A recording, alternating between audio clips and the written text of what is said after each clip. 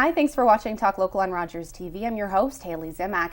January is Alzheimer's Awareness Month, and this hour we'll speak with those caring for people living with the disease, highlight the research and cutting-edge work that is underway, and the resources in place to help those affected. Now, we're going to start the show with an Alzheimer's 101, information and facts about Alzheimer's and dementia, as well as signs and symptoms. So joining us now in studio, we're pleased to have Charlotte Sider. She's the Public Education Coordinator for the Alzheimer's Society of Kitchener-Waterloo, and Anne-Marie Wilson. She's a caregiver to her husband who lives with dementia. Thank you so much for your time. Appreciate you joining us today. Thank you for having us. It's something that's important to talk about. And Charlotte, as I said, let's get the facts, some of the facts and figures behind Alzheimer's. So can you just tell us what it is and who it affects? Absolutely. Well, Alzheimer's disease or related dementias are diseases of the brain. And as such, they impact people's memory, their cognition, their judgment, their abilities to do familiar things. And so it becomes a very difficult thing for them as they negotiate along through. Around 750,000 people across Canada have that a dementia diagnosis. Wow. So lots of people. It tends to be, although not totally, a disease of the elderly. Okay. So we know the highest risk factor for developing, for example, Alzheimer's disease is age. 1 in 11 people at age 65 will have a dementia diagnosis, but by age 85 it's 1 in 3. Okay. And is that a significant number, do you think? Have we seen those numbers go up? Have they gone down? Absolutely, we have. We've seen the numbers go up, and they are significant numbers. I mean, when you think about being in a room, a couple days ago I was in a seniors group of people 55 plus, and I was looking around the room, and there were probably 200 people there. And you look at that and you think, if 1 in 11 here have dementia, that is a lot of people. Yeah, and is there some confusion about how Alzheimer's relates with dementia and how it's linked into the Awareness Month? I mean, is there any analogies or anything you can give us to really separate? Absolutely, I'll try to help you with that. Okay. You know, Haley, that's my most frequently asked question. And it's the easy way of thinking about that is simply this. Dementia is not really a disease, it's a set of symptoms or a syndrome. So when people exhibit memory loss, inability to do familiar tasks, confusion, disorientation, some of those symptoms, those are just symptoms. It's like saying I have a runny nose. Yeah. But there's a disease that produces the symptoms. Okay. And Alzheimer's would be the most frequent progressive disease that actually would produce those dementia symptoms. Okay, thank you. And I'm glad we talked about that. Because as you said, if that's one of your most frequently asked questions, it's important to have the facts and the figures behind it. So, Anne-Marie, thank you for your time and sharing your story with us, because you're actually here to talk about how you are a caregiver to your husband who has dementia. So can you just share your story with us, what that journey's been like?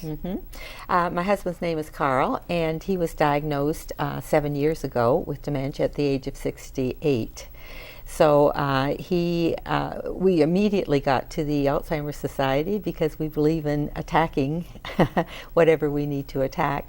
And so off we went, and we took the education classes, and we belong to support groups. And now that the disease is progressing, we're using other services within the community. So, and we've also been a part of MARAP, the Murray Alzheimer and Research Project at the University of Waterloo.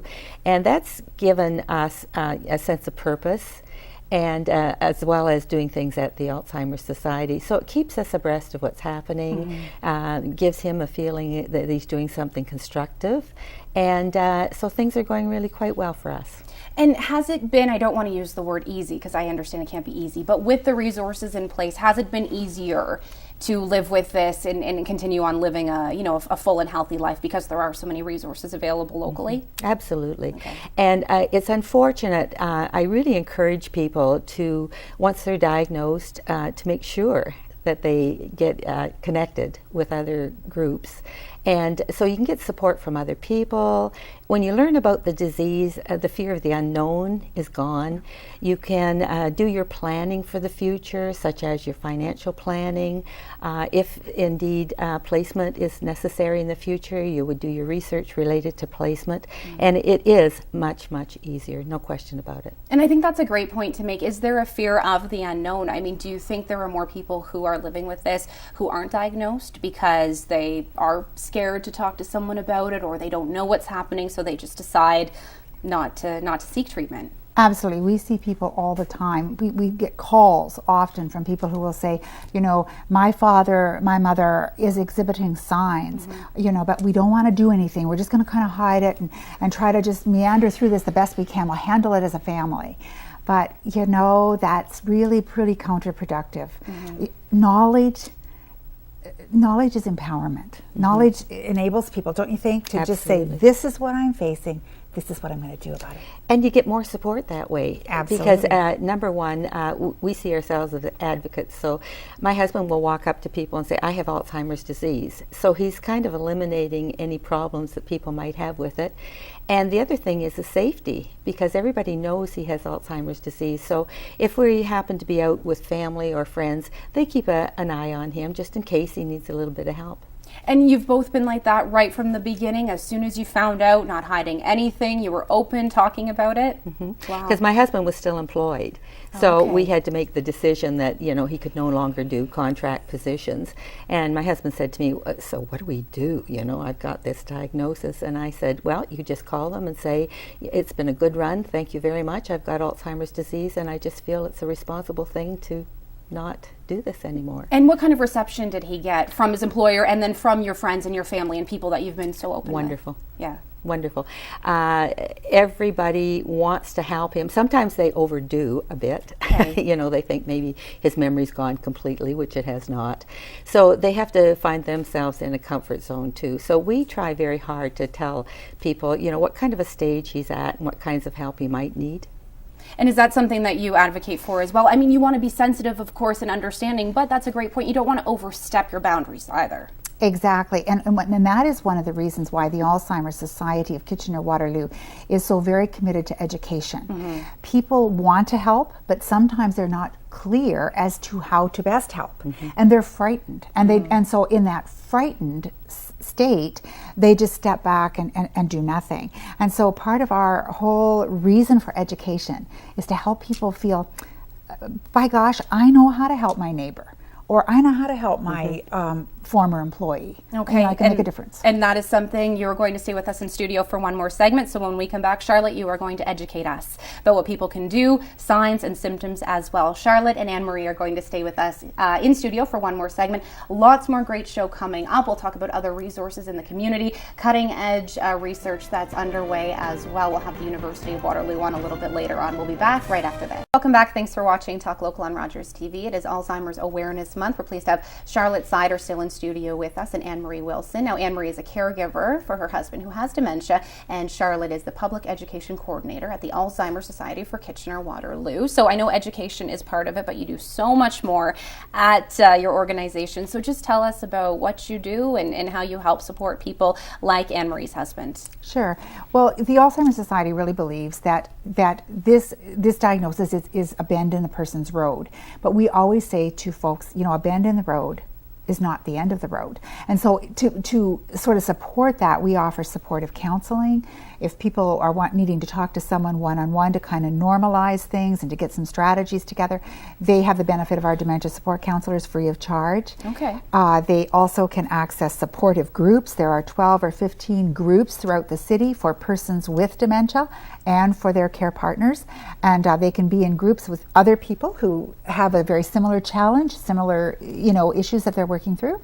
So that's a big piece of what we do, and we also have some volunteer companion programs where people with the disease or with dementia or some other, like with Alzheimer's or whatever disease, are actually linked with somebody else who would have very similar background, similar interests, and it sort of forms that new friendship that they might require at this time and sort of a new support system. So those are some of the programs that we provide, along with, we do a lot of advocacy work. And just a lot of early stage programming. So for people who are very early on, just been diagnosed, probably one of the bigger needs, wouldn't you say, Anne, is for socialization opportunity, and we try to provide some programs along that line as well. Okay, can we talk a little bit about that in your experience of socialization and going to meet people who have similar stories and just how beneficial it is for you and your husband?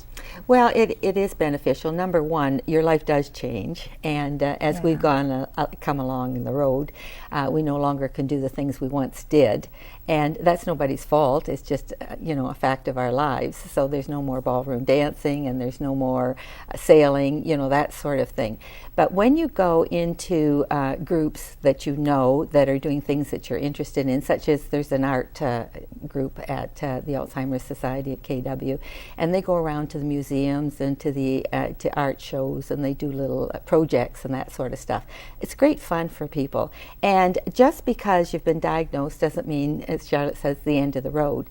So you still have to do your social thing, you have to do your fun thing, you have to laugh a little bit. And Carl used to belong to a group called the Forget-Me-Nots, and every time they said it, they just giggled like crazy. So, they just have a good time together, okay? And it gives us a feeling of belonging, which is very good.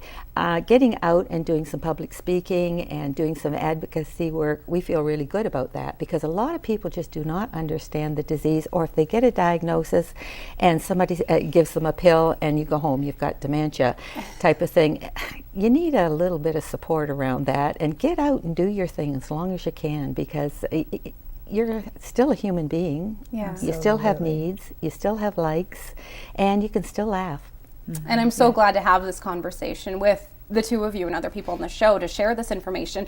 Can I ask, did you start noticing things different about Carl? Did he start noticing? Because I do want to talk a little bit about signs and symptoms, right? So people kind of do know what to look out for.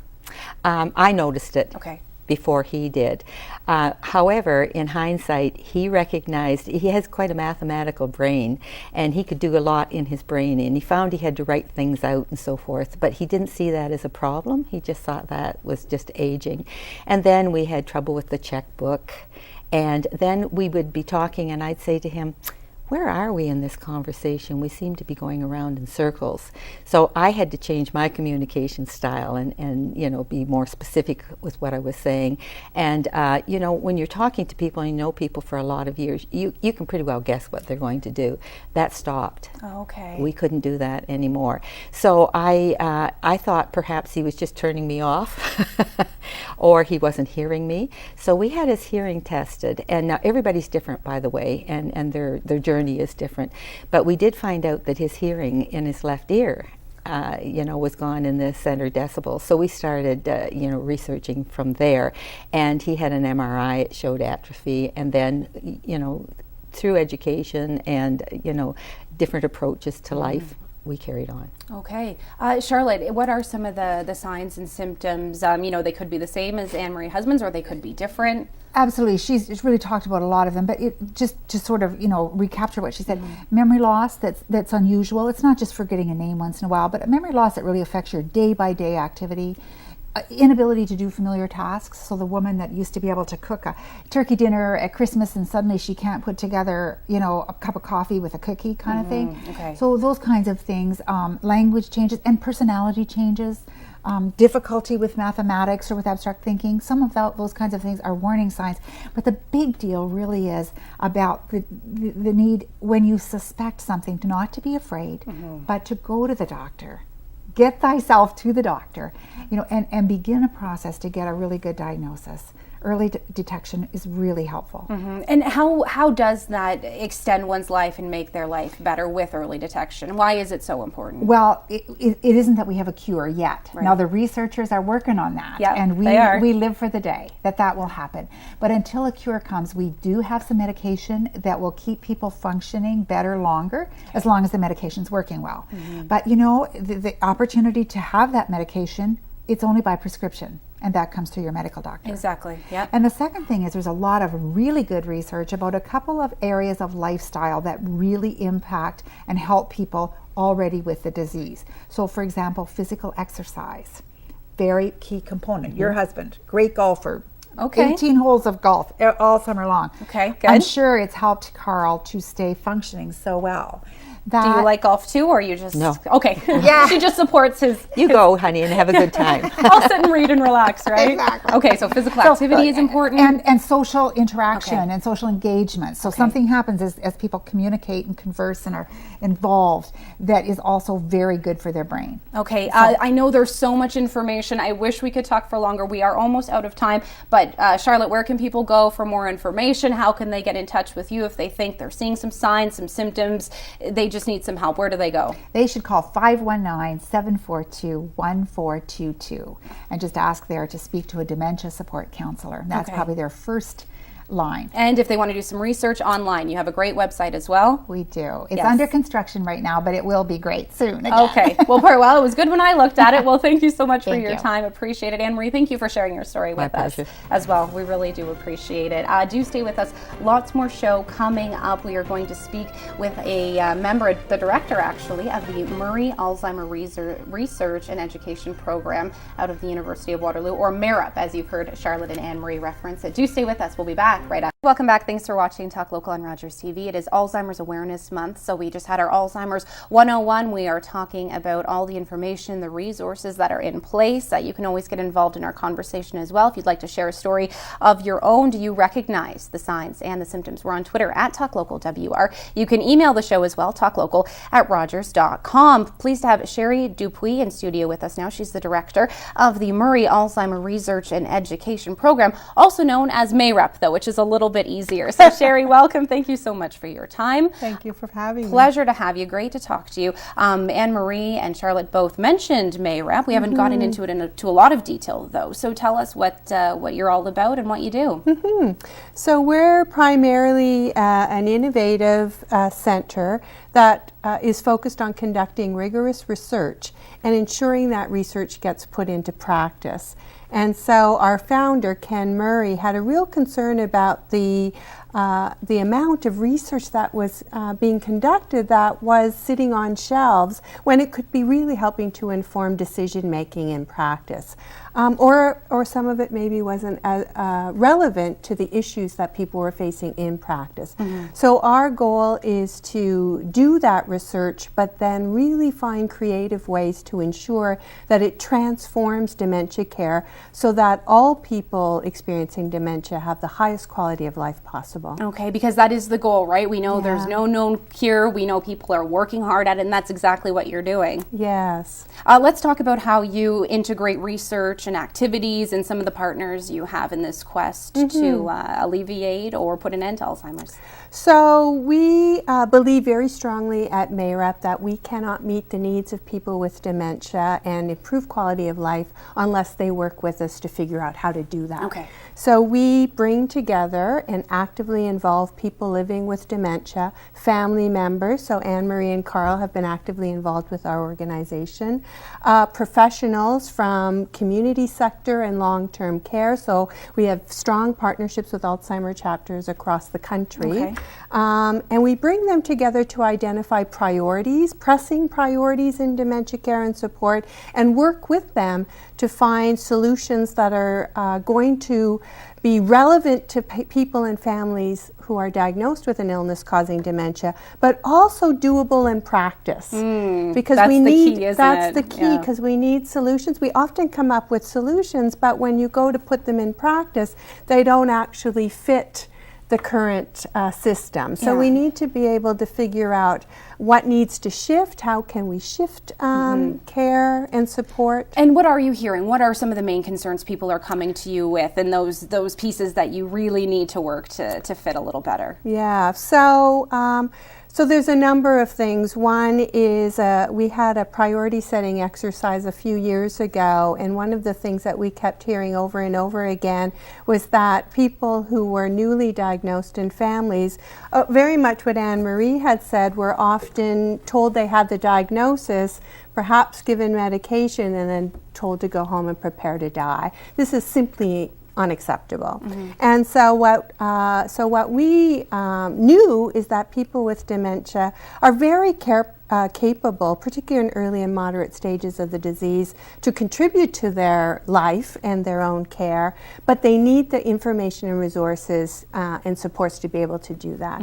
So we brought together a group of people with dementia, family members, family physicians, pharmacists, Alzheimer's Society staff, educators, researchers, and we worked together to figure out how we address this. And what we came up with most recently is our Living with Dementia website. So that's just one example where we work with people to try and understand what the priorities are, and then work with them to figure out how to address that. And I love what a collaborative effort it is. I mean, literally everyone in the field is on board, right? Looking, searching. The website's up on screen. Tell us about the website. It's a great resource to have, and it's unique as well, right? So you can tell us about what makes it so unique.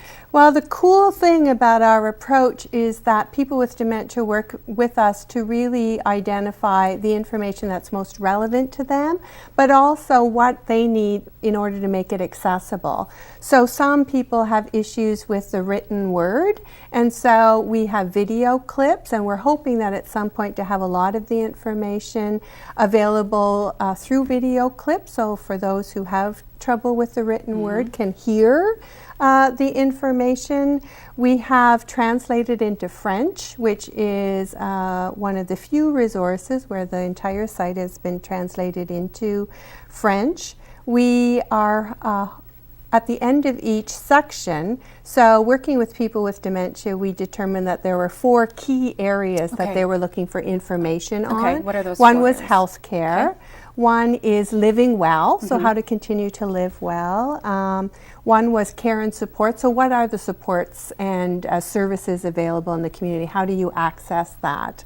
And the final one was planning ahead.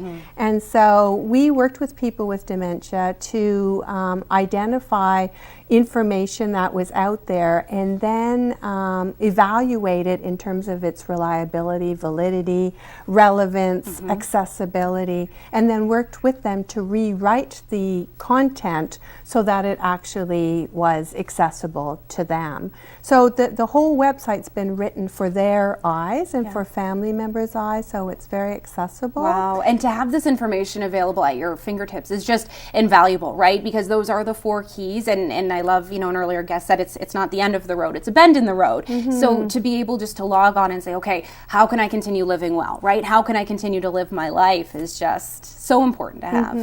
And the beauty of this approach for me too is I continue to learn as I go along the way. So we don't have all the answers. We need to work with people with dementia. One of the really cool things that I learned in this process was that there were some people with dementia who said, when I'm diagnosed, I want all kinds of information all at once. And others were saying, wait a minute, that's going to be way too overwhelming for me. So what we had to do together is to work on creating a tool or resource that would allow those who want to go in and get all kinds of information on their own when they want to, but also for those who just want little pieces at a time to be able to do that. As they choose, right? Okay, well, thank you so much. It's an amazing resource, great website, Living with Dementia, right? .uwaterloo.ca. That's for more right. information, that's where people can go. Sherry, thank you so much for your time. Thank Appreciate you very much for having me. Do stay with us. We have lots more show coming up. We are talking about more resources. We'll speak with the co-founder and operator of Warm Embrace Elder Care later on this hour.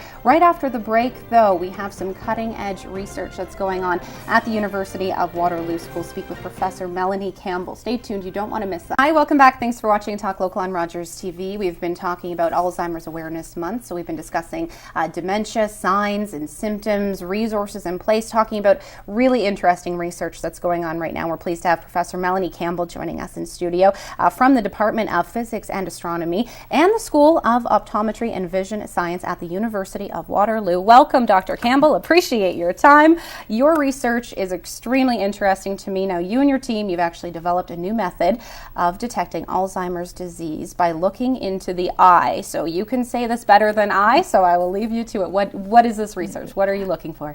Well, first I should say we are currently developing the technique. What we've done initially is to discover that amyloid beta is found in the retina at the back of the eye. And amyloid beta is the protein that forms the plaques that are known to occur in the brains of people with Alzheimer's disease. So we've discovered that it also occurs in the neural layers of the retina. And so having discovered that, we're now developing a technique to measure it in the living eye. Okay, so we have, as you can see up on screen here, can you tell us what are we looking at? Can you explain this to us? I can explain. So in the upper left, you're looking at all the pictures are of tissue donated after death, retinal tissue at the back of the eye. And in the upper left, you're seeing a fairly large deposit of amyloid beta with some smaller deposits around it. And then upper right, you're seeing a higher resolution picture with the little square of the green at the bottom that then is blown up in the lower left to show you an individual deposit of the amyloid beta. And on the lower right, you have another deposit. The next image is also another deposit, and it's showing you the height in the upper right above the retina. And then the lower two images on the left is the amyloid deposit, on the right is a normal retina. So you get the sense that you can see this deposit sitting on top of the retina. So what do you hope to do with this information then? Well, now we're working to develop the optical methods to actually take a picture of the back of the eye in someone looking into a machine, take that picture and see these deposits. They are large enough that we expect to be able to see them with our technology, and then that would lead us to a diagnosis of Alzheimer's disease from using the eye as a window on the brain. Okay, but they always say the eye is the window to the soul, right? We have a video as well that we can play for you at home as well. So what are we looking at here? We're looking at one of our high resolution techniques, and so you see blood vessels here, the black stripes with blood cells flowing through them. The white spots are the individual cones at the back of the eye, and they're about 2 to 3 microns across, and the deposits we are hoping to see are larger than that. They're about 10 microns across, so we expect that then, this is a normal eye, but we expect in the future in Alzheimer's patients and people we're attempting to diagnose, that we will see the deposits in those kinds of images. Wow, okay. And once you recognize, you see those type of deposits, that leads to early intervention, right? I mean, the goal here is to have this a regular routine check when you go to the eye doctor, is that correct? So the idea would be that it would be much more available, much less expensive than current techniques of brain imaging, MRIs, and positron emission tomography, the PET scans, which aren't available to everyone. They're under development for diagnosis of Alzheimer's, but they're less accessible and more expensive. Once this was done in an optometrist's or ophthalmologist's office, of course there would then be a referral to a neurologist to go through the stage of the disease and all the other things that you need from the specialist. Yeah, because you can actually determine the severity of the disease based on what you're looking at in the deposits, correct? That's certainly our hope. That's true in the brain, that the severity of the disease is connected with the number of deposits that are found in the brain. But it's also important to realize that at the moment a definitive diagnosis only occurs after death, post-mortem analysis of the brain. And so, there's a push, a number of different research groups attempting to find a definitive diagnosis that could occur while the person's still living. Of course, that's always the hope. Yes, because we should mention there that you're using cadavers, right, to conduct the research. Yes, we're using tissue from the Eye Bank of Ontario. Okay. They're also the people who supply tissue for corneal transplants, and they also supply the tissue to us for the retinal research. Amazing work. Let's talk about how it's all made possible. A huge grant you received. Congratulations. Absolutely. Let's just talk about how it's made possible, who you're partnering with, because it really is amazing work. Right. So the grant that we received is from the Canadian Institutes of Health Research and also from the Natural Sciences and Engineering Research Council of Canada. They're both federally funded bodies. The program that we received the money from is specific to encourage physical scientists like myself to work on problems that are important to health of Canadians. And so I'm very excited to get this grant. It will pay for the people on the project to do the research and the supplies we need. And we have, I think, a wonderful multidisciplinary team. We have myself at the University of Waterloo and another biophysicist, Zoya Leonenko. We have a group at UBC in neurology and medical physics who are experts in Alzheimer's disease. We have a local company, PMP Optica, who are interested in the optical methods that we're developing, and also another specialist at NRC in those same methods. That's amazing. Again, we hear all the time, right? It's just a collaborative effort, just like-minded people coming together, working together. How did you come to be in this point in your research? Is this all research your team has done? Are you building on other research? I mean, mean, how are you at the point you're at right now? Well, we first had the idea of looking at the retina to see if we could find the amyloid beta as a result of a fourth-year student who wanted a project in that area. Okay. And I was also interested. She originally thought that we would look in the crystalline lens of the eye, which had already been done. And so I said, well, why don't we look at the retina and see if we can't find it. It had been found in animal models, but not definitively in people.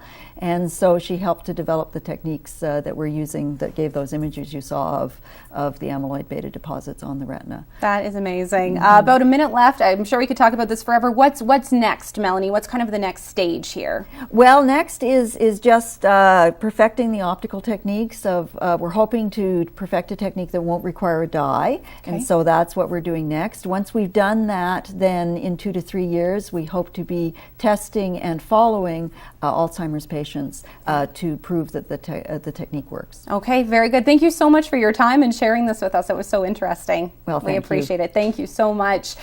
Stay with us. We will speak with Chloe Hamilton after the break. Before we speak with Chloe, though, we're going to play a piece by Sarah Manette, our videographer. She got to speak with the people of Warm Embrace Elder Care. And Chloe, as you know, she's been on the show before. It's a mother-daughter effort with a very important family tie to them. So we'll speak with Chloe and we'll hear from Sarah Manette right after the break. You're watching Talk Local on Rogers TV. It is Alzheimer's Awareness Month, and we're pleased to highlight the great work, the resources, and get the facts straight. So stay with us. We'll be back right after this.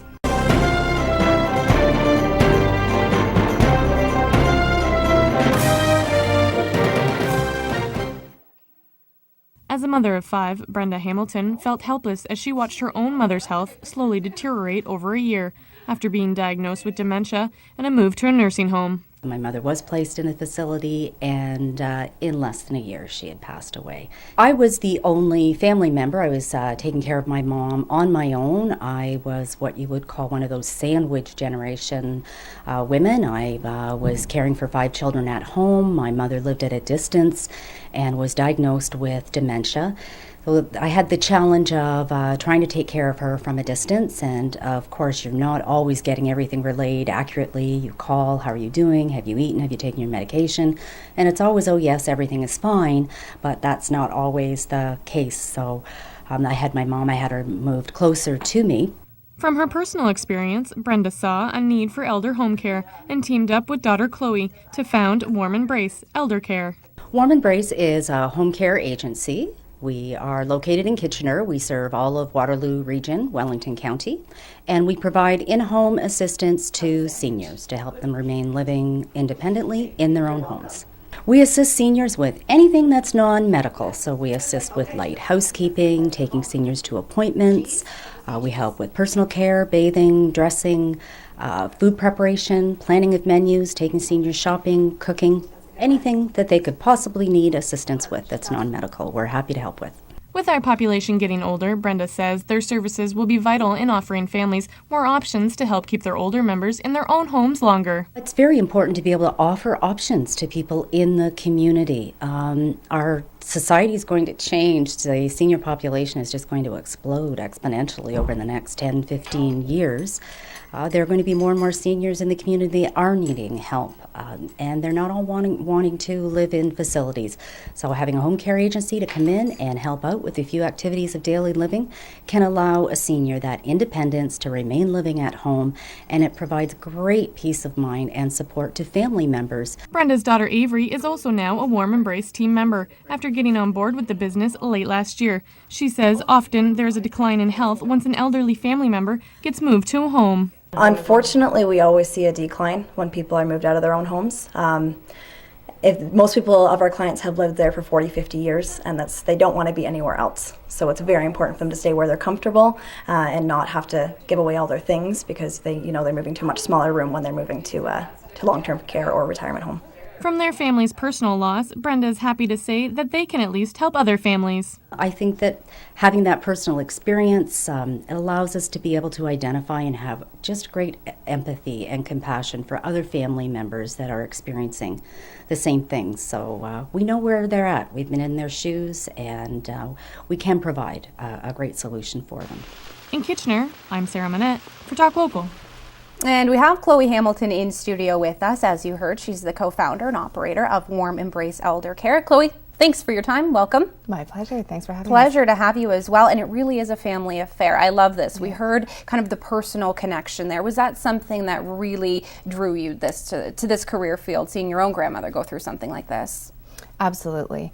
I've had a passion for working with seniors for as long as I can remember. My mom says she remembers me coming home from Brownies, like a Girl Guides Brownies event where we sang in a nursing home, and I absolutely loved it and came home saying, I want to adopt a grandma because my own grandmother lived at such a distance. Yeah. But I've always had a heart for seniors, and then seeing my own grandmother experience such a change in health, being able to provide the level of care to other family members that we would love to have had for our own mother and grandmother is a blessing. Yeah, no, it's hard for sure, and Sarah mentioned in there kind of sometimes there can be a declining care given for seniors, right, when they are going through something like this, if they're in the system. So your role really is keep people in their homes, right, for as long as they can, provide that home care. What benefits are you seeing for people who get to stay at home and who rely on you to help them with the day-to-day things? It's wonderful for people to stay in the place that they want to remain living. So that might be a house, it might be a condo or an apartment, it could be retirement living, but whatever someone chooses as their home location, it's important that we grant their wish to be at home, wherever that is for them. In the case of a couple, it's important to help a couple stay together. So if one person has dementia or Alzheimer's, the spouse can often be exhausted trying to keep up with the caregiving, and the couple doesn't want to be separated. And that's where we come in to help support that loved one. If the loved one's a spouse or an adult child, whoever is the primary caregiver, we come alongside to support family. Okay, let's talk about some of the things that you do. I know you're very hands-on yourself, so what are some of the things that you do to offer support? Everything that you need to do to get through day-to-day life. So cooking is a huge one, cooking meals that people, their favorite homemade meals, and getting the food into the house, so going grocery shopping, running errands, driving to doctor's appointments perhaps, and then everything in the house like cleaning, laundry, all the day-to-day inside the house. And then there's the whole personal care component as well. If someone needs help with getting dressed or combing hair, having a bath, whatever personal care needs are there as well. Let's talk a little bit about that, because this is something, and we talked about it earlier with Anne-Marie's husband, that she said people were willing to help but sometimes went too overboard with it. So how do you find that balance? Because you are dealing, of course, with people, sometimes vulnerable people. So how do you strike that balance and make sure you are, acting as you should, not overstepping, but there and lending a hand when you're needed? Yes, the role is, our goal rather, is to help clients do as much as possible on their own. Okay. Sometimes it means that our role is queuing rather than doing for. So we aim not to just step into somebody's home and take over. We're there to come alongside and support. So that might mean queuing. It might mean setting something up for a client and helping them come along and complete. Cooking, for example, the safety concern might be turning the stove off. Well, we can be there to be sure the stove gets turned off, the oven's turned off, but help the client cook their own meal so they have that pride of ownership at the end of having created something. I imagine too, having an ear or a warm embrace, as you're called, is so beneficial too, right? Having someone to talk to and converse with. Is that something that you're finding with the people who you work with? Just being able to have the companionship and the social aspect of it. Definitely, that's a huge component of what we provide, and that's why we named the company Warm Embrace. The focus is on the client first. It's not about the house or the home. That everything comes along after that. If you focus on the client first, you can be rest assured that all the household things get done, but making that personal connection is key, and most of our clients refer to our caregivers as their friend. Aw. Okay, and you refer to them as your other grandma or grandpa, perhaps? Exactly. Okay, going hugs back to every time. There's always the warm embrace. Yes. Okay, perfect. Chloe, you're going to stay with us for one more segment in studio. We are going to talk about cognitive therapy, so stay tuned for that. Chloe's going to explain to us what that is all about. We are still talking about Alzheimer's Awareness Month. We're talking about dementia. We are saying, if you want to get involved, question or comment, you can at Talk Local WR. Talk Local at Rogers.com. Need to take a quick break. We'll be back right after this. Welcome back. Thanks for watching. It's Alzheimer's Awareness Month, and that's what we're talking about. You can get involved. Question or comment, signs, symptoms. Do you know them now? Hopefully you do. We've had our 101 Alzheimer's and Dementia at Talk Local WR, talklocal@rogers.com. Chloe Hamilton's still in studio with us, and we are going to talk about cognitive therapy, which is something that's practiced at Warm Embrace. So tell us, what is cognitive therapy? We provide a program called the Ashby Memory Method, and the idea behind the program is to help clients who are already affected by Alzheimer's or dementia. And what we do is we stimulate the good active portion of the brain to compensate for the area that's being affected by illness. Okay. So how do you do this? So what we're doing is working with different types of cognition. So it's certainly about memory, such as short-term memory, but it's about a lot more than just memory alone. It's also about different types of thinking. So about being able to find your way, being able to problem solve and reason, understanding the sequence of events, so the order of events and how to do something in the right order, all the different types of thinking that go into day-to-day living. Okay, as we can see on the screen, there's cards there, I think, with letters or words. Can you tell us how is that working right now?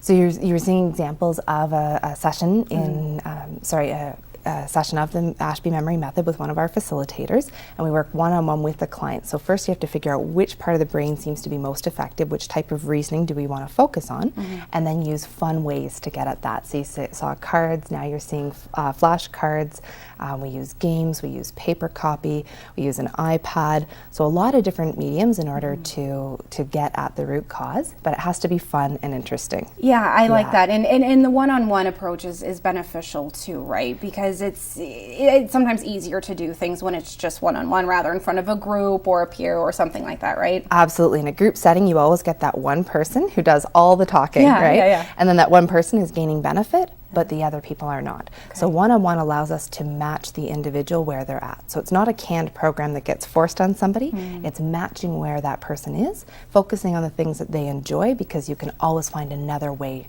to get at that root cause. So if they don't like one strategy, try another. Okay, and how did you come to practice this? What are some of the benefits again? And who's qualified at Warm Embrace to do these one-on-one sessions? So the Ashby Memory Method is based out of Calgary. It's actually Canadian material, which is so nice to have Canadian material to work with. So it's got maple leaves and beavers on the card. There you go, there you go. And so it is a very specialized program. People have to be certified in the training in order to do the sessions. And we do see incredible results. It's so encouraging. And what we see in our clients is not only a change and improvement in their functioning ability level, but also in their self-esteem, their motivation, how they feel about themselves. And as we heard earlier in the show, sometimes people feel that they get this scary, overwhelming diagnosis and they're sent home just to wait for things to get worse. And what this program does is reassure people that this is just the bend in the road, and we're going to help you get around that bend in the road and function as well as possible, and that this isn't just the end. And you were talking as well, or we were talking before, about that symptoms can actually be stalled, slowed down with therapies like this. So how does that work? Just by strengthening the brain? And is this something, do you need to do this every day, every week? The more the better, or? Yeah, so it's different for different clients depending on how much they can handle, but on average it's 1 hour at a time, twice a week that we work with the clients. And the goal is that we're transferring it to day-to-day activities, so it has to be applicable to their daily lives, and the overall goal is to help them remain independent even longer. So we've had clients that have been able to stay in a home setting for an extra couple of years rather than the need for long-term care earlier. What are some of the things you hear from clients when they do go through this therapy, or they work with you, or in that case you just said they get to stay home for longer, wherever home may be? Wherever home may be for them. One of the biggest things would be that they're still engaging with family and with friends. Often we see with someone who has dementia, they end up becoming reclusive, so that they shy away because they don't know how to engage the same way. They have a hard time with conversation, with social settings, even with their own family members. And the number one thing we're hearing hearing from families that their loved one is still active and engaged with them, and is more interested in going out to other activities and maintaining that active lifestyle that one of our other guests talked about.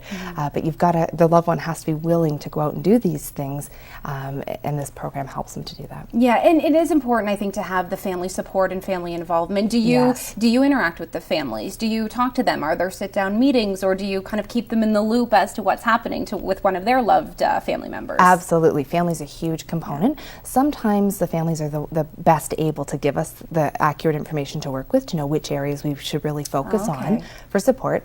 And we're constantly in touch with families and clients directly, providing feedback with how they're doing, so we can graph and chart their success. And that is so encouraging for a client to see, here's where you started and here's where you've grown to now. And that does a lot for self-esteem. We're talking, as you know, about Alzheimer's Awareness Month, and we've had the 101, we've had the advocates. Obviously, you are very passionate about this. We've had the cutting edge research. Is this something that people are more likely now to talk about in your experience? And of course, not just on the show on TV, because we know people like Anne-Marie, they will talk about it. But in general, are your clients more comfortable with opening up and talking to their families and their friends, or is it still something that maybe is a little bit closed in and it's difficult for them to talk about? I would say it's a very personal journey, and that we see a whole spectrum. We see people that keep things very, very quiet. We have others that are wonderful support advocates out in the community. So we see a huge spectrum. Overall, I'd say people are more aware of what Alzheimer's and dementia would be in the first place. Even 10, 15 years ago, you could throw those terms around and people weren't always sure what that meant. So there's increasing awareness, and that's hugely important, so that people who are affected feel that they are able to reach out. Okay, and it's important for people like you and our other guests to come on the show and share these experiences and these stories with us. So thank you so much. Anything else people should know? You have a website as well for more information. Where can people go? Yes, we do. It's warmembrace.ca. Okay, and it's a family affair, right? That's right, mother and daughters. You, your mom, and your sister too. Yes. All right, excellent. Chloe, always a pleasure. Thank you so much for your time. Appreciate it. My pleasure. Thank you to all our guests today. It was a great show, informative. I think we covered it all off. So if you have any other questions or comments, you know we're always on Twitter. You can get involved, or you can even pose a question later, and I'll go to one of our experts for an answer for you. We're on Twitter at TalkLocalWR, TalkLocal@Rogers.com. Alzheimer's Awareness Month is January. Happy we could talk about it, maybe break down some of the myths that exist and get that Alzheimer's Dementia 101. So thank you for watching. Have a great day, and we'll see you next time.